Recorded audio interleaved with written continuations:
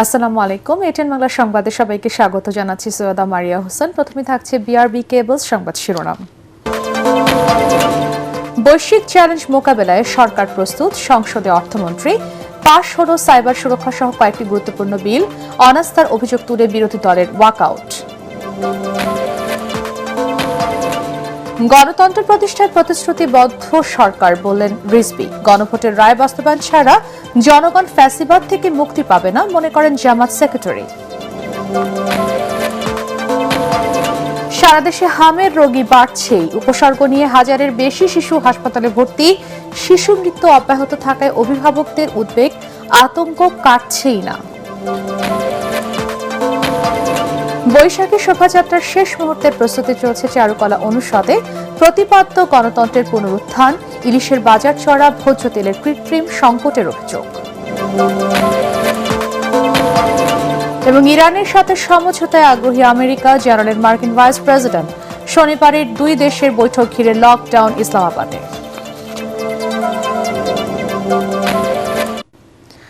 শুনছিলেন বিআরবি কেবল সংবাদ শিরোনাম। এবারে বিস্তারিত। বৈশ্বিক চ্যালেঞ্জ মোকাবেলা করে দেশের অর্থনীতিকে এগিয়ে নিতে সরকার প্রস্তুত বলে জানিয়েছেন অর্থমন্ত্রী আমির খসরু মাহমুদ চৌধুরী। সংসদে ৩০০ বিবৃতিতে তিনি আরও জানান, ২০৩৪ সালের মধ্যে বাংলাদেশকে $1 ট্রিলিয়ন অর্থনীতিতে উন্নীতকরণের কাজ চলছে। দুর্নীতির কারণে অর্থনৈতিক বৈষম্য বেড়েছে উল্লেখ করে অর্থমন্ত্রী বলেন, দেশে মাথাপিছু আয় বাড়লেও মূলত মুষ্টিমেয় কিছু মানুষের হাতেই ছিল অর্থ সম্পদ। বিস্তারিত জানাচ্ছেন একরামুল হক সায়েম। বর্তমান সরকারের দায়িত্বকালে অর্থনৈতিক প্রেক্ষাপট এবং আগামী দিনে সরকারের অর্থনৈতিক টার্গেট সম্পর্কে জানাতে সংসদে ৩০০ বিবৃতি দেন অর্থমন্ত্রী আমির খসরু মাহমুদ চৌধুরী। আওয়ামী লীগের সময়ে মুদ্রানীতির অব্যবস্থাপনা সহ এ সময় আওয়ামী লীগ সরকারের দীর্ঘ শাসনামলে নানা অর্থনৈতিক বৈষম্য ও দুর্নীতির চিত্র তুলে ধরেন তিনি। সরকারি ঋণের ক্ষেত্রে একটি অস্বাস্থ্যকর পরিবর্তন পরিলক্ষিত হয়। অর্থমন্ত্রী বলেন, শেখ হাসিনা সরকারের সময় রাজস্ব আদায়ের চেয়ে ব্যয়ের পরিমাণ বেশি হওয়ায় দেখা দেয় বাজেট ঘাটতি। যাচাই না করে নেওয়া হয়েছিল মেগা প্রকল্প, আর লুটপাটের মাধ্যমে পাচার হয় লক্ষ কোটি টাকা। শুধু বাজেট ঘাটতি যে বেড়েছে তাই নয়, বৃদ্ধির মানও প্রশ্নবিদ্ধ। প্রকল্প ছিল অতিমূল্যায়িত এবং এগুলির সম্ভাব্যতা যাচাই ও বেশিরভাগ ক্ষেত্রে সঠিকভাবে করা হয়নি। সরকারের অর্থনৈতিক পরিকল্পনা তুলে ধরে আমির খসরু মাহমুদ চৌধুরী বলেন, প্রতিটি নাগরিকের কাছে উন্নয়নের সুফল পৌঁছাতে সৃজনশীল বিষয়গুলোকে অর্থনীতির মূল ধারার সঙ্গে সম্পৃক্ত করা হচ্ছে।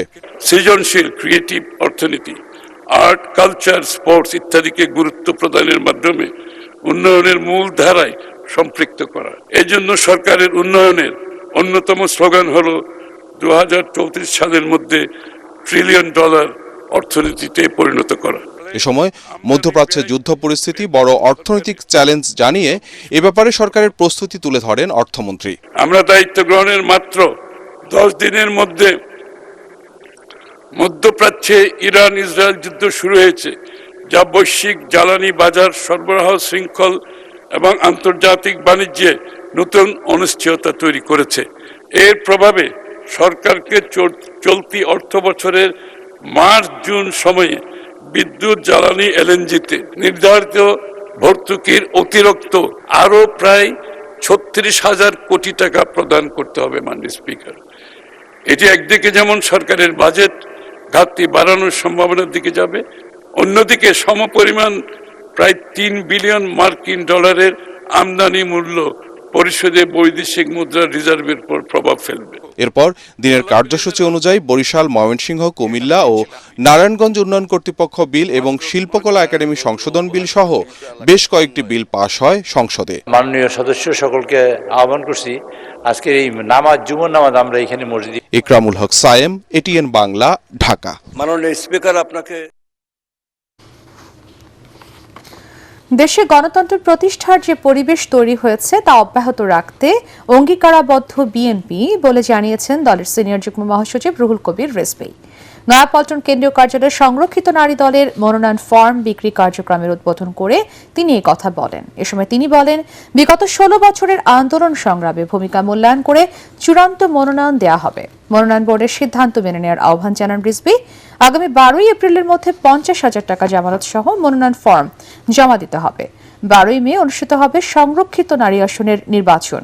সংরক্ষিত নারী আসনে বিএনপির মনোনয়নপত্র বিক্রির প্রথম দিনে 578টি মনোনয়ন ফর্ম বিক্রি হয়েছে। জেলে গিয়েছি, অনেক মামলা খেয়েছি, আপত্তি নাই, কোনো কষ্ট নাই। কষ্ট লাঘব হবে যখন এই দেশের সৌন্দর্য ফিরে আসবে। সংগ্রাম করেছি, আন্দোলন করেছি, এই জন্য আমি দলের কাছে আশাবাদী দল আমাকে এই ত্যাগের মূল্যায়ন করবে। জনাব তারেক রহমান সাহেব যারা ত্যাগী নির্যাতিতা তাদেরকেই নমিনেশন দিবেন, এটা আমি আশাবাদী। রক্ত ঝরা সংগ্রামের পিচ্ছিল পথে গণতন্ত্র প্রতিষ্ঠার যে পরিবেশ তৈরি হয়েছে, যেটি গণতন্ত্রের মূল শক্তি, এটাকে অব্যাহত রাখতে হবে। শেখ হাসিনার পলায়নের মধ্যে দিয়ে যে বিজয় হয়েছে, সেই বিজয়কে আমাদের আরো সুসংহত করতে হবে। গণভোটের রায় বাস্তবায়ন ছাড়া দেশের জনগণ ফ্যাসিবাদ থেকে মুক্তি পাবে না বলে মন্তব্য করেছেন বাংলাদেশ জামাতের সেক্রেটারি জেনারেল মিয়া গোলাম পরওয়ার। বায়তুল মোকাররমের উত্তর গেটে বিক্ষোভ মিছিল ও সমাবেশ অনুষ্ঠানে একথা বলেন তিনি। জানান, শেরপুর ও বগুড়ার উপনির্বাচন প্রমাণ করেছে দলীয় সরকারের অধীনে সুষ্ঠু নির্বাচন সম্ভব নয়। রিপোর্ট করছেন খায়রুল ইসলাম। শেরপুর ও বগুড়ার উপনির্বাচনের ফল বাতিল সহ পুনরায় ভোট গ্রহণ এবং গণভোটের রায় বাস্তবায়নের দাবিতে রাজধানীতে মিছিল করেছে জামায়াত। শুক্রবার দুপুরে জাতীয় মসজিদ বাইতুল মোকাররম প্রাঙ্গণ থেকে শুরু হওয়া মিছিলটি পল্টন মোড় বিজয়নগর হয়ে কাকরাইলে গিয়ে শেষ হয়। এর আগে সমাবেশে জামায়াত নেতারা জানান, দুটি আসনের উপনির্বাচনের মাধ্যমে আওয়ামী সংস্কৃতি পুনর্জন্ম হয়েছে। তাই অভ্যুত্থানের চেতনায় রাষ্ট্র সংস্কার না হলে দেশে সুষ্ঠু নির্বাচন সম্ভব নয় বলেও মন্তব্য তাদের। যে নির্বাচন হয়েছে সেই নির্বাচনটা আমাদেরকে 96 এর মাগুরার নির্বাচনের কথা স্মরণ করিয়ে দেয়। আবার ভোট ডাকাতির মাধ্যমে বিএনপি প্রমাণ করেছে তাদের চরিত্র কিন্তু আওয়ামী লীগের চরিত্র থেকে অনেক বেশি ভয়াবহ। নির্বাচনের নামে তারা ভোট ডাকাতি করেছে, জালিয়াতি করেছে, ইলেকশন ইঞ্জিনিয়ারিং করেছে। প্রধান অতিথির বক্তব্যে জামায়াতের সেক্রেটারি জেনারেল মিয়া গোলাম পরওয়ার বগুড়া ও শেরপুর আসন দুটিতে পুনর্নির্বাচনের দাবি জানিয়ে বলেন, বৃহস্পতিবারের নির্বাচন প্রমাণ করেছে দলীয় সরকারের অধীনে সুষ্ঠু নির্বাচন সম্ভব নয়। সোশ্যাল মিডিয়ায় ছড়িয়ে পড়া ছবি প্রমাণ করে সেই নির্বাচন একতরফাভাবে বিএনপির প্রার্থীরা দখল করে তারা কেটে কেটে ভর্তি করে নিয়েছে। এই নির্বাচন আমরা মানি না, নির্বাচন বাতিল করতে হবে। এই দুটি আসনের পুনর্নির্বাচন দাবি করছে। জনগণের রায় নিয়ে সরকার দ্বিচারিতা করছে অভিযোগ করে তিনি বলেন, গণভোটের রায় বাস্তবায়ন ছাড়া এ জাতির ফ্যাসিবাদ থেকে মুক্তি লাভের কোনো সুযোগ নেই। ইঞ্জিনিয়ারিং হলো সরকার গঠন করে চেয়ারে বসে এখন ফ্যাসিবাদী কর্তৃত্বশীলদের মতো ক্ষমতাকে কাজে লাগিয়ে জনগণের আকাঙ্ক্ষাকে আপনি বাতিল করতে চাচ্ছেন।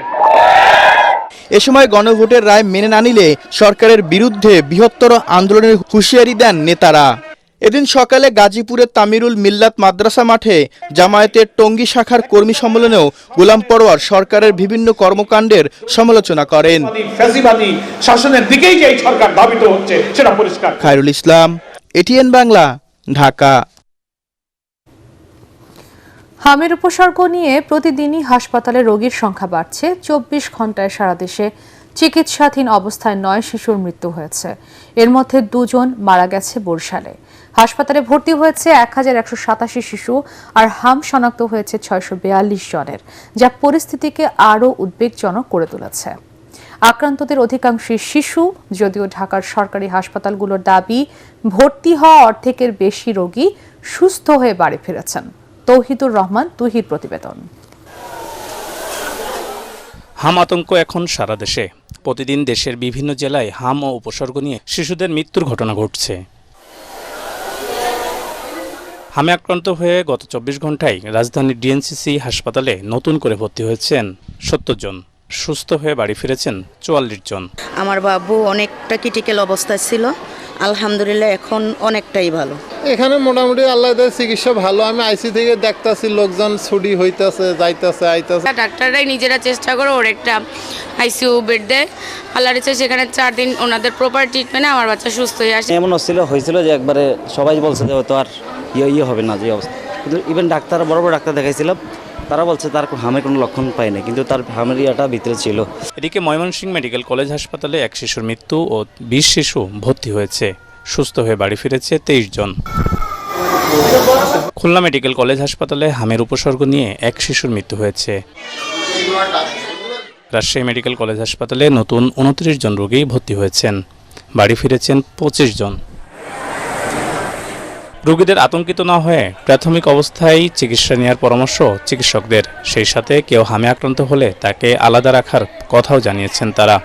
সকল শিশুর অভিভাবকদেরকে অনুরোধ করব তারা যেন সতর্ক থাকে, শিশুদেরকে নিয়ে যত্রতত্র ঘোরাঘুরি না করে, এবং যদি দেখা যায় যে কোনো সমস্যা হচ্ছে তাহলে শিশু ডাক্তারের সাথে যোগাযোগ করে। এদিকে ভর্তি হওয়া অর্ধেকের বেশি রোগী সুস্থ হয়ে বাড়ি ফিরেছেন বলে দাবি সরকারি হাসপাতালের চিকিৎসকদের। তৌহিদুর রহমান তুহি, এটিএন বাংলা, ঢাকা। জ্বালানি তেলের হাহাকার কাটছেই না। ভোর থেকে রাজধানীর পাম্পগুলোতে তেল নেয়ার জন্য সিরিয়াল দিয়ে ঘন্টার পর ঘন্টা অপেক্ষা করতে হচ্ছে। তারপরও চাহিদা অনুযায়ী তেল পাচ্ছেন না গ্রাহকরা। এই ভোগান্তির অবসান চান তারা। মনির হোসেন তপুর রিপোর্ট। মহাখালী বাস টার্মিনাল এলাকা থেকে শুরু ট্রাস্ট পেট্রোল পাম্পের সিরিয়াল। এই চিত্র প্রতিদিনের। আজকে ভোর রাত 4টার সময় এসে সিরিয়াল ধরছি মহাখালী বাস স্ট্যান্ডে। এই ট্রাস্টের সিরিয়াল মহাখালী বাস স্ট্যান্ডে এসে ধরছি। এখন পর্যন্ত আধা কিলোমিটার আগাইতে পারিনি। সাপ্তাহিক ছুটির দিন পরিবারের সাথে সময় কাটানোর কথা থাকলেও তেলের পাম্পে অপেক্ষা করতে হচ্ছে 4 থেকে 5 ঘন্টা। 8:30টার দিকে ডিপো চালু হয়। চালু হওয়ার পর দেখা যাচ্ছে যে অনেক পাম্প আছে, যে পাম্পগুলোর আগে সিরিয়াল থাকে। ফজরের আগ পরে বন্ধ হয়েছে, আর এখন থেকে চালু হবে। আবার গাড়ি চলে এসে কিছুক্ষণের ভিতরে চালু হবে। ডিপো থেকে জ্বালানি তেল আসতে সময় লাগায় সকালের দিকে কয়েক ঘন্টা বন্ধ থাকে রাজধানীর অধিকাংশ পাম্পগুলো। অকটেনের জন্য যারা আসবে দয়া করে সিরিয়ালে চলে যাবেন, আমাদের গাড়ি এখনো পৌঁছায় নাই। এতে ভোগান্তি বাড়ে কয়েক গুণ। এই যে বাংলাদেশে একটা ক্রাইসিস চলতেছে, আমাদের প্রধানমন্ত্রী তেল সম্বন্ধে কোনো কথাবার্তা বলে না, দেখছেন না। আর যে আছে এই যে ইকবাল হাসান মাহমুদ টুকু, সে কয় যে পর্যাপ্ত আছে, আর সংসদে আছে তেল, পাম্পে তো তেল নাই। বাথরুম যাওয়া যাচ্ছে না, খাওয়া যাচ্ছে না, এটা কি বলবেন? আজকে শুক্রবার, বউ বাচ্চাদের সাথে সময় দিব, গল্প করব, নিজে জামা কাপড় আর সব কিছু কাজ করবো, কিন্তু সকাল 7টায় এখানে লাইনে আছি। আমার আপনার মাধ্যমে একটা অনুরোধ সরকারকে, সরকার এই মুহূর্তে তেলের দাম কমাই দেখ, তাহলে যারা মজুত করছে তারা যাতে ধরা খায়। রোদ ঝড় বৃষ্টির মধ্যে জ্বালানি তেল সংগ্রহ যেন এক ধরনের যুদ্ধে পরিণত হয়েছে। তপ্ত রোদে 4 থেকে 5 ঘন্টা অপেক্ষার পর মিলছে যানবাহনের জ্বালানি। এই ভোগান্তি প্রতিদিনের। তাই সাধারণ মানুষ বলছেন এর সুষ্ঠু সমাধান এখনই প্রয়োজন। মনির হোসেন তপু, এটিএন বাংলা, ঢাকা। বাংলা নতুন বছর বরণে ঢাকা বিশ্ববিদ্যালয়ের চারুকলা অনুষদ প্রাঙ্গণে চলছে বৈশাখী শোভাযাত্রার শেষ মুহূর্তের প্রস্তুতি। গণতন্ত্রের পুনরুত্থান প্রতিপাদ্যে এবারের মূল 5টি মোটিফের মধ্যে প্রধান আকর্ষণ লাল ঝুঁটির মোড়ক। পহেলা বৈশাখের দিন সকালে চারুকলা থেকে বেরিয়ে শোভাযাত্রাটি শাহবাগ টিএসসি দোয়েল চত্বর হয়ে আবারও চারুকলায় এসে শেষ হবে। বৈশাখ বরণের প্রস্তুতির খবর জানাচ্ছেন মুশফিকুর রহমান। বাঘের পিঠে চড়ে অঙ্কন স্বপ্ন পুরি যাবে, চাঁদের বুড়ি নিমন্ত্রণে পান্তা ইলিশ খাবে, লেখাপড়া শিখে অঙ্কন ভালো মানুষ হবে। বাঙালির জীবনে বৈশাখ এখনো তার উৎসবের রং না ছড়ালেও চারুকলার সবুজ প্রাঙ্গণ হয়ে উঠেছে রঙিন। বৈশাখকে বরণ করতে তুমুল ব্যস্ত ঢাকা বিশ্ববিদ্যালয়ের চারুকলা অনুষদের শিক্ষার্থীরা। এতে যোগ দিয়েছেন সাবেক শিক্ষার্থীরাও। বাঙালির বর্ষবরণের অবিচ্ছেদ্য অংশ হয়ে উঠেছে বৈশাখের শোভাযাত্রা। নানা সময়ে নামের পরিবর্তন ঘটলেও উৎসবের আমেজ রয়েছে আগের মতোই। নববর্ষের ঐক্যতান, গণতন্ত্রের পুনরুত্থান, বাংলাদেশিরা কে ওঠো গান, বাঙালিরা কে ওঠো গান। শিল্পীদের নিপুণ হাতে তৈরি হচ্ছে বিশালাকার মোটিফ, রং তুলির আঁচড়ে ফুটিয়ে তোলা হচ্ছে বেহুলা লক্ষিন্দর, বনবিবি, গাজী কালু সহ চিরায়ত বাংলার নানা চরিত্র। থাকছে নান্দনিক মুখোশ। আমরা কাজ করি প্রতি বছর, কিন্তু কাজ শেষে এমন হয় যে আমাদের শরীরে আর শক্তি থাকে না যে আমরা গিয়ে শোভাযাত্রায় অংশগ্রহণ করি। তারপরেও আমরা অংশগ্রহণ যদি নাও করি, যখন আমরা চারুকলার ভিতর থেকে দাঁড়িয়ে থেকে দেখি যে সারা দেশের বিভিন্ন প্ল্যাটফর্মের মানুষ এসে যুক্ত হয়েছে, তারা সেই শোভাযাত্রার মোটিভগুলো, আমাদের বানানো মোটিভগুলোকে নিয়ে শোভাযাত্রাকে এগিয়ে নিয়ে যাচ্ছে, ওইটা দেখতে আমাদের ভালো লাগে। এবার বৈশাখী শোভাযাত্রার সামনে থাকবে লাল ঝুটির মোরগ, বাংলার চিরায়ত বাদ্যযন্ত্র দোতারা, শান্তির প্রতীক কবুতর, হাতি এবং সবশেষে থাকবে ঘোড়া। এরই মধ্যে কাজ প্রায় গুছিয়ে এনেছে চারুকলা অনুষদ। মোরগের পেছনে খুব সূর্য, মানে আমরা বোঝাতে চাই যে নতুন সূর্য, নতুন বছরকে স্বাগত জানানোর জন্য, শুভ বার্তা দেওয়ার জন্য মোরগ আমাদেরকে আসলে মানে ঘুম ভাঙাচ্ছে। বেসিক স্ট্রাকচারের 70% হয়ে গেছে, আর 30% যে অলঙ্করণের কাজটুকু দিন রাত করে আমরা আসলে শেষ করব। এই শোভাযাত্রার অর্থ সংগ্রহের জন্য চারুকলার গেইটে বিক্রি হচ্ছে শিল্পকর্ম সহ নানা সামগ্রী। চারুকলা অনুষদের শিক্ষার্থী, ঢাকা বিশ্ববিদ্যালয়ের শিক্ষার্থী, এমনকি অন্যান্য শিল্প শিক্ষা প্রতিষ্ঠান যেগুলো আছে, তারাও কিন্তু স্বতঃস্ফূর্তভাবে এখানে এসে ছবি আঁকছে এবং সেইগুলো বিক্রয় হচ্ছে। সেই বিক্রিত অর্থ দিয়ে আমরা আসলে উদযাপনটা করি। বৈশাখী উৎসবের প্রস্তুতি দেখতে ভিড় করছেন অনেকেই। বাঙালির বৈশাখ উদযাপনকে উৎসবের রঙে রাঙিয়ে ভিন্ন মাত্রা দেয় চারুকলার বৈশাখী শোভাযাত্রা। নানা রঙে বর্ণিল সাজে সেজে সর্বস্তরের মানুষ বাংলা বর্ষবরণের উল্লাসে মেতে অংশ নেয় এই শোভাযাত্রায়। গণতন্ত্রের মুক্তি এই প্রতিপাদ্য নিয়ে এবারের শোভাযাত্রায় থাকছে নতুন অনেক চমক। মুশফিকুর রহমান, ATN বাংলা, ঢাকা। পহেলা বৈশাখকে সামনে রেখে বেড়েছে ইলিশের দাম। 1 কেজি ওজনের ইলিশের দাম 2500 টাকা। এদিকে ভোজ্য তেলের কৃত্রিম সংকট সৃষ্টির অভিযোগ খুচরা দোকানদারদের। প্রতি কেজি সয়াবিন তেল দোকানিদের কিনতে হচ্ছে 2 থেকে 3 টাকা বেশি দরে। সপ্তাহের ব্যবধানে সব ধরনের মুরগির দাম কেজিতে 20 থেকে 30 টাকা বেড়েছে। তবে কিছুটা কমেছে সবজির দাম। খায়রুল ইসলামের রিপোর্ট। আর মাত্র 4 দিন পরই পহেলা বৈশাখ। নববর্ষ এলেই মানুষের মাঝে ইলিশ কেনার ধুম পড়ে যায়। সাপ্তাহিক ছুটির দিনে ইলিশ কেনার আগ্রহ নিয়ে বাজারে এসে দাম শুনে না কিনেই বাড়ি ফিরছেন অনেকে। 901 কেজি সাইজের মাছ 2500 টাকা কেজি, আর 1 কেজি 200-300 গ্রাম যেটা এটা 250 টাকা কেজি, আর 1 কেজির নিচে যেটা আমরা 700 গ্রাম যেটা এটা কেজি হলো 2300 থেকে 2200 টাকা, 2200 থেকে 2300 টাকা কেজি। ইলিশ পান্তা বৈশাখে এটা বই লেখা থাকবে, শুধু দেখেই চলে যেতে হবে। সাধারণ মধ্যবিত্ত তাকায় দেখতে হবে, ক্রয় ক্ষমতার বাইরে। এদিকে নানা অজুহাতে ভোজ্য তেল নিয়ে শুরু হয়েছে তেলেস্মাতি। তেলের সাথে আরো পণ্য কেনার শর্ত জুড়ে দেওয়ার অভিযোগ করেন দোকানিরা। গায়ে রেট ঠিক আছে, কিন্তু আমগো থেকে সাধারণত লিটারে 2-3 টাকা বেশি নিতেছে। অন্যান্য কোম্পানি হয়তো সরিষার তেল নিতে হবে বা আটা ময়দা নিতে হবে। টাকা থাকলে তেল সবকিছু অ্যাভেলেবেল। গ্যাস যেরকম আমরা পাইতেছি না, গ্যাসও অ্যাভেলেবেল, কিন্তু টাকা লাগবে।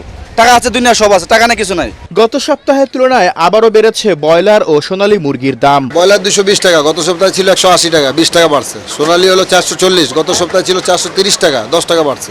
যারা নিয়ন্ত্রণ করেন ওনারা যদি বিষয়টা আরেকটু খতিয়ে দেখে তাহলে হয়তো আরেকটু ভালো হবে। তবে কিছুটা কমেছে সব ধরনের সবজির দাম। 120 টাকার করলা 80 টাকা, 80 টাকার কাঁচামরিচ বিক্রি হচ্ছে 60 টাকা কেজি দরে। খায়রুল ইসলাম, ATN বাংলা, ঢাকা।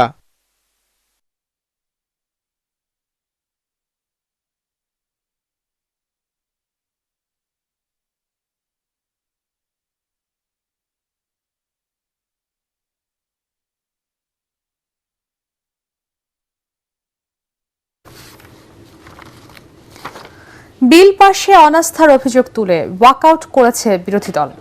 এর আগে শুক্রবার ছুটির দিনে বেশ কয়েকটি বিল পাশ হয় সংসদে। ঢাকা সেন্ট্রাল ইউনিভার্সিটি অধ্যাদেশ 2026 জাতীয় সংসদের সর্বসম্মতিক্রমে পাশ হয়েছে।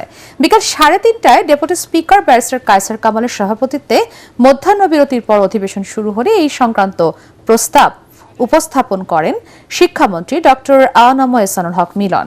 অন্তর্বর্তী সরকারের সময় ঢাকা বিশ্ববিদ্যালয়ের অধিভুক্ত রাজধানীর 7 সরকারি কলেজের শিক্ষার্থীরা স্বতন্ত্র বিশ্ববিদ্যালয় গঠনের দাবিতে আন্দোলনে নামেন। পরে সরকার এই 7 কলেজ নিয়ে ঢাকা সেন্ট্রাল ইউনিভার্সিটি গঠনের ঘোষণা দেয় এবং অধ্যাদেশ জারি করে। আজ সেই অধ্যাদেশ সংসদে পাশ হলো। এছাড়াও বেশ কয়েকটি বিল পাশ হয়েছে এদিন। এর মধ্যে রয়েছে সাইবার সুরক্ষা অধ্যাদেশ, নারী ও শিশু নির্যাতন দমন সংশোধন, গ্রামীণ ব্যাংক সংশোধন অধ্যাদেশ এবং জুলাই গণ অভ্যুত্থান স্মৃতি জাদুঘর বিল 2026। পরে বিরোধী দলীয় নেতা ডাক্তার শফিকুর রহমান অভিযোগ করেন, সরকারি দল ফ্যাসিবাদের পথে হাঁটছে, তাদের কথা সেভাবে আমলে নেওয়া হচ্ছে না। ওদিকে বিরোধী দলীয় চিফ হুইপ নাহিদ ইসলাম বলেন, ভাওতাবাজি করছে ক্ষমতাসীনরা। গণভোটের গণরায় 70% মানুষের রায়কে অগ্রাহ্য করার মানে হচ্ছে গণতন্ত্রকে, জনগণকে অপমান করা। সব দাবি আদায় হবে এবং সেই দাবি আদায় করতে গিয়ে যত ত্যাগ স্বীকার করতে হয় ইনশাল্লাহ আমরা প্রস্তুত। প্রিয় জনগণ, আপনাদের আমাদের সকলের ভালোবাসার বাংলাদেশের জন্য আমাদের এই লড়াই ইনশাআল্লাহ অধিকার আদায় না হওয়া পর্যন্ত এই লড়াই অব্যাহত থাকবে। ইরান আমেরিকা যুদ্ধ প্রসঙ্গ।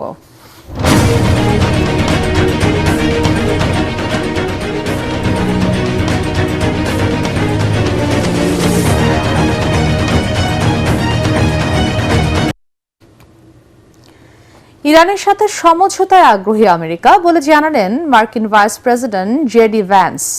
শুক্রবার জয়েন্ট বেইত এন্ড্রুজে এয়ারফোর্স 2-তে চড়ে পাকিস্তানের উদ্দেশ্যে রওনা হওয়ার আগে তিনি বলেন, সরল বিশ্বাসে এগিয়ে এলে তেহরানের সাথে কাজ করতে প্রস্তুত ট্রাম্প প্রশাসন। তবে ভাওতাবাজি করলে দেশটির পরিণতি ভালো হবে না বলে সতর্ক করেন ভ্যান্স।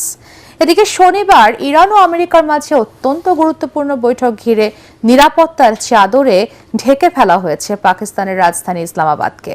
আল জাজিরা বলছে, প্রায় 10,000 আইনশৃঙ্খলা বাহিনীর সদস্য কয়েক স্তরে নিরাপত্তা বেষ্টনী গড়ে তুলেছে।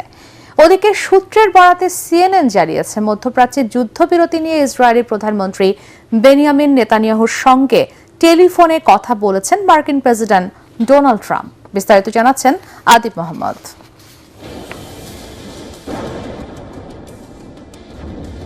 ঠিক কোন ধরনের প্রেক্ষাপটে গত বুধবার মধ্যপ্রাচ্যে যুদ্ধবিরতি সম্ভব হয়েছে তা নিয়ে মুখরোচক গল্পের শেষ নেই। বাস্তবতা হচ্ছে, একটি চুক্তিতে পৌঁছানোর লক্ষ্যে শনিবার পাকিস্তানের রাজধানী ইসলামাবাদে উচ্চ পর্যায়ের বৈঠকে বসছেন ইরান ও আমেরিকার প্রতিনিধিরা। এজন্য ইসলামাবাদ শহরে সম্পূর্ণ লকডাউনের পরিস্থিতি তৈরি করেছেন প্রধানমন্ত্রী শেহবাজ শরীফের প্রশাসন। কয়েক স্তরের নিরাপত্তা বলয় তৈরি করে বৈঠক স্থলের আশেপাশে 10,000-এর বেশি আইন শৃঙ্খলা বাহিনীর সদস্য মোতায়েন করা হয়েছে। সেখানকার শিক্ষা প্রতিষ্ঠানের পাশাপাশি অফিস আদালতে ছুটি দেওয়া হয়েছে, বন্ধ থাকছে দোকানপাট। তার মানে একেবারে লকডাউন পরিস্থিতি বিরাজ করছে পাকিস্তানের রাজধানীতে। এদিকে শুক্রবার জয়েন্ট বেইস অ্যান্ড্রুজে এয়ারফোর্স 2-তে চড়ে পাকিস্তানের উদ্দেশ্যে রওনা হওয়ার আগে American vice president JD Vance সাংবাদিকদের জানালেন, ইরানের সঙ্গে সমঝোতায় আগ্রহী আমেরিকা। তিনি বলেন, সরল বিশ্বাসে এগিয়ে এলে তেহরানের সাথে কাজ করতে প্রস্তুত ট্রাম্প প্রশাসন। তবে ভাওতাবাজি করলে দেশটির পরিণতি ভালো হবে না বলেও সতর্ক করেছেন Vance. If the Iranians are willing to negotiate in good faith, we're certainly willing to extend the open hand. If they're going to try to play us, then they're going to find that the negotiating team is not that receptive. ওদিকে সূত্রের বরাতে CNN জানিয়েছে, মধ্যপ্রাচ্যে যুদ্ধবিরতি নিয়ে Israeli প্রধানমন্ত্রী Benjamin নেতানিয়াহুর সঙ্গে টেলিফোনে কথা বলেছেন প্রেসিডেন্ট ডোনাল্ড ট্রাম্প, যেখানে ট্রাম্পের মেজাজ চড়া দেখা গেছে বলেই খবর পাওয়া যাচ্ছে। ইসলামাবাদের আলোচনায় ওয়াশিংটনের প্রতিনিধি হিসাবে ভ্যান্স ছাড়াও থাকছেন বিশেষ দূত স্টিভ উইটকভ এবং ট্রাম্পের জামাতা জ্যারেড কুশনার। অপরপক্ষে থাকছেন ইরানের পার্লামেন্ট স্পিকার মোহাম্মদ বাগের গালিবাফ এবং পররাষ্ট্রমন্ত্রী আব্বাস আরাকচি। তবে আইআরজিসি থেকে কেউ অংশ নেবেন কিনা তা এখনো পরিষ্কার নয়। আদিব মোহাম্মদ, ATN বাংলা। স্থানীয় নির্বাচনের আগে ঢাকায় নতুন ভোটার তালিকা তৈরির দাবি জানিয়েছেন ঢাকা দক্ষিণের প্রশাসক আব্দুস সালাম। ঢাকা বিশ্ববিদ্যালয়ের শিববাড়ি এলাকায় বৃক্ষরোপণ কর্মসূচি উদ্বোধনী অনুষ্ঠানে তিনি এ দাবি জানান। ঢাকা দক্ষিণের প্রশাসক বলেন, যারা রাজধানীতে বসবাস করেন তারাই এখানকার ভোটার হবেন। বাইরে থেকে ভোটার ভাড়া করা বন্ধ করা হবে। তিনি অভিযোগ করেন, আওয়ামী লীগ সরকার দলীয়করণ করার জন্য স্থানীয় নির্বাচনে দলীয় প্রতীক রেখেছিল। অনুষ্ঠানে ঢাকা বিশ্ববিদ্যালয়ের উপাচার্য অধ্যাপক ABM ওবায়দুল ইসলাম বলেন, পরিবেশ রক্ষায় বৃক্ষরোপণের কোনো বিকল্প নেই।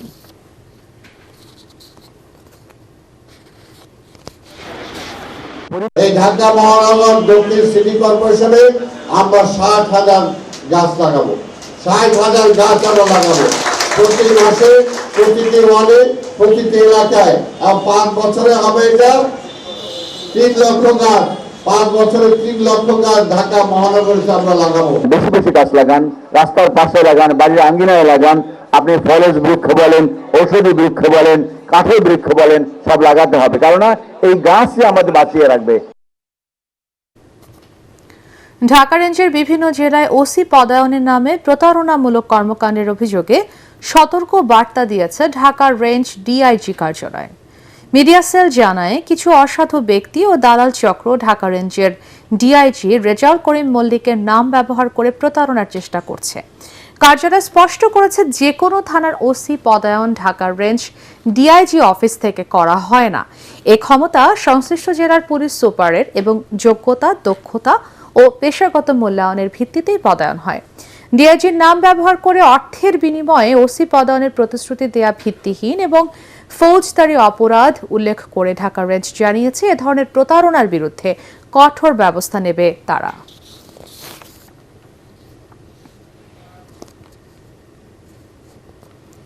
বাংলাদেশ ও মালয়েশিয়ার মধ্যে শ্রম অভিবাসন বিষয়ক একটি দ্বিপাক্ষিক বৈঠক অনুষ্ঠিত হয়েছে পুত্রজায়ায়। মালয়েশিয়ার মানব সম্পদ মন্ত্রী দাতো শ্রী রামাকৃষ্ণন এবং বাংলাদেশের শ্রম, কর্মসংস্থান এবং প্রবাসী কল্যাণ ও বৈদেশিক কর্মসংস্থান মন্ত্রী আরিফুল হক চৌধুরীর নেতৃত্বে উভয় দেশের প্রতিনিধিরা অংশ নেন। এতে প্রধানমন্ত্রীর উপদেষ্টা মাহদি আমিনও উপস্থিত ছিলেন। বৈঠকে দুই দেশই দীর্ঘদিনের শ্রম অভিবাসন সহযোগিতা জোরদারে একমত হয়। মালয়েশিয়ার পক্ষ থেকে জানানো হয়, তারা বাংলাদেশের শ্রমিকদের জন্য শ্রমবাজার চালুর বিষয়ে কাজ করছে এবং নিয়োগ প্রক্রিয়া স্বচ্ছ ও সহজে একটি কৃত্রিম বুদ্ধিমত্তা ভিত্তিক নিয়োগ ব্যবস্থা চালুর পরিকল্পনা নিয়েছে। এতে মধ্যস্বত্বভোগী কমবে এবং শ্রমিকদের নিয়োগ খরচ শূন্যে নামিয়ে আনার লক্ষ্য রয়েছে। বাংলাদেশ এ উদ্যোগকে স্বাগত জানিয়েছে।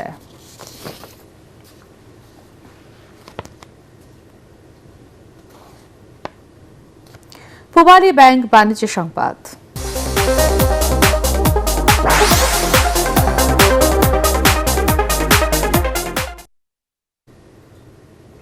রাজধানীতে শুরু হয়েছে 3 দিন ব্যাপী পর্যটন মেলা air Astra Dhaka travel mart 2026।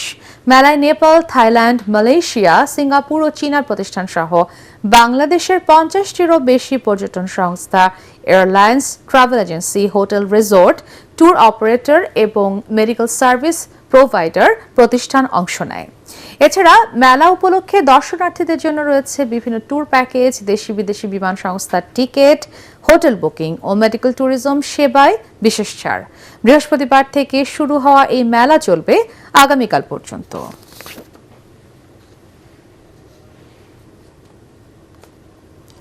আন্তর্জাতিক সংবাদ।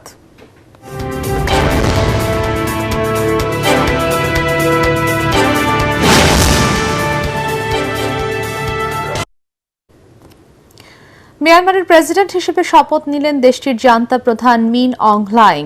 রাজধানীর নেপিডোর পার্লামেন্টে শপথ নেন তিনি। 2021 সালে অভ্যুত্থানের মাধ্যমে নির্বাচিত নেত্রী অং সান সুচির সরকারকে উৎখাত করে ক্ষমতা দখলের প্রায় 5 বছর পর তিনি এবার বেসামরিক পদে বসে নিজের শাসন অব্যাহত রাখলেন।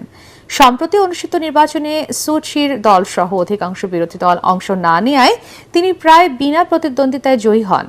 শপথ গ্রহণের পর 69 বছর বয়সী হ্লাইং বলেন, মিয়ানমার গণতন্ত্রের পথে ফিরেছে এবং একটি ভালো ভবিষ্যতের দিকে এগিয়ে যাচ্ছে। প্রেসিডেন্ট হিসেবে দায়িত্ব নেওয়ার আগে তিনি শীর্ষ জেনারেলের পদ থেকে সরে দাঁড়ান। বাংলাদেশের জাদু শিল্পের জীবন্ত কিংবদন্তি বীর মুক্তিযোদ্ধা ও 21শে পদকপ্রাপ্ত বিশ্বনন্দিত জাদুশিল্পী জুয়েল আইচের জন্মদিন আজ। গুড়ি শিল্পীর জন্মদিনকে বাংলাদেশ জাদু দিবস হিসেবে পালনের সিদ্ধান্ত নিয়েছে জাদুশিল্পী ঐক্য সংস্থা। এসবে সংস্থাটির সভাপতি শাহিন শাহ বলেন, জাদু শিল্পে জুয়েল আইচের অসামান্য অবদানকে স্মরণীয় করে রাখতে এই সিদ্ধান্ত নেওয়া হয়েছে। রাজধানীর বিএফডিসির এটিএন বাংলা স্টুডিওতে অনুষ্ঠিত বর্ণাঢ্য আয়োজনে ছিল কেক কাটা, স্মৃতিচারণ এবং জুয়েল আইচের জীবন ও কর্ম নিয়ে আলোচনা। অনুষ্ঠানটির সার্বিক তত্ত্বাবধানে ছিল এটিএন এমসিএল ও এটিএন এডুকেশন। অনুষ্ঠানে এটিএন বাংলার উপদেষ্টা তাশিক আহমেদ, রাজনীতিবিদ রেজাবুদ্দৌলা চৌধুরী এবং এটিএন এমসিএল এর প্রধান নির্বাহী কর্মকর্তা সাজিদুর রহমান মুনিম উপস্থিত ছিলেন।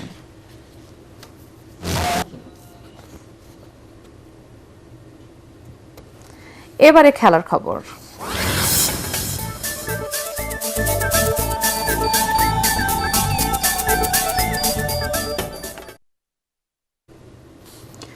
মোহামেডানকে 2-1 গোলে হারালো ঢাকা আবাহনী। দুই চির প্রতিদ্বন্দ্বীর লড়াইয়ের রোমাঞ্চ আর নাটকীয়তার কমতি ছিল না। প্রায় 1 মাসের বিরতি শেষে বাংলাদেশ ফুটবল লিগে দুই দল মুখোমুখি হয়েছিল কুমিল্লার ধীরেন্দ্রনাথ দত্ত স্টেডিয়ামে। ম্যাচের 3য় মিনিটে উজবেক মিডফিল্ডার মোজাফফরের চোখ ধাঁধানো গোল মোহামেডানকে উল্লাসে ভাসালেও সেই আনন্দ স্থায়ী হয়নি। মিরাজুলের গোলে 17 মিনিটে খেলায় সমতা ফেরে। দ্বিতীয়ার্ধে সুলেমান দিয়াবাতের পা থেকে আসে আবাহনীর জয়সূচক গোলটি। স্বস্তির এই জয়ে 18 ম্যাচের লিগে 11 রাউন্ড শেষে দ্বিতীয় স্থানে আবাহনী। সমান ম্যাচে 11 পয়েন্ট নিয়ে টেবিলের 7ম স্থানে মোহামেডান। এখনও শীর্ষে রয়েছে বসুন্ধরা কিংস। শেষ করছি বৈশাখী উৎসবের খবর দিয়ে। পাহাড়ে বইছে উৎসবের আমেজ। নতুন বছর বরণে প্রস্তুত দেশের ক্ষুদ্র নৃগোষ্ঠীর সম্প্রদায়ের মানুষ। আগে বৈশাখী নামে পালিত হলেও এবছর তা হচ্ছে না। প্রতিটি সম্প্রদায় নিজ নিজ নামে নববর্ষকে উদযাপন করবে। উৎসব ঘিরে আনন্দমুখর 3 পার্বত্য জেলা। পাড়ায় পাড়ায় চলছে বর্ষবরণের প্রস্তুতি। এরই মধ্যে শুরু হয়েছে রাঙামাটিতে পাহাড়ি জনগোষ্ঠীর বিজু, সাংগ্রাই, বৈশু, বিশু ও বিহু উৎসবের 4 দিনের অনুষ্ঠান।